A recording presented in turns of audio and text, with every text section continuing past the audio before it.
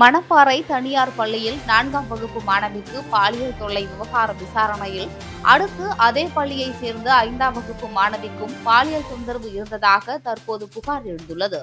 திருச்சி மாவட்டம் மணப்பாறையில் இயங்கி வரும் தனியார் பள்ளியில் 4ஆம் வகுப்பு பயின்ற மாணவிக்கு அந்த பள்ளியின் அறங்காவலர் வசந்தகுமார் என்பவர் பாலியல் தொல்லை கொடுத்தது தொடர்பாக மணப்பாறை அனைத்து மகளிர் காவல் நிலையத்தில் வழக்கு பதிவு செய்து இதுவரை அந்த பள்ளியினுடைய நிர்வாகிகள் 3 பேர் மற்றும் அந்த பள்ளியின் அறங்காவலர் வசந்தகுமார், தலைமை ஆசிரியர் என 5 பேரை கைது செய்து போலீசார் விசாரணை மேற்கொண்டு வருகின்றனர். இந்த நிலையில் இந்த விவகாரம் தொடர்பாக குழந்தைகள் நல அலுவலர் விசாரணையில் ஈடுபட்டிருக்கிறார். இதனிடையே அதே பள்ளியில் பயிலும் 5ஆம் வகுப்பு மாணவிக்கும் பாலியல் தொல்லை அளிக்கப்பட்டதாக புகார் எழுந்துள்ளது தற்போது பரபரப்பை ஏற்படுத்தியுள்ளது.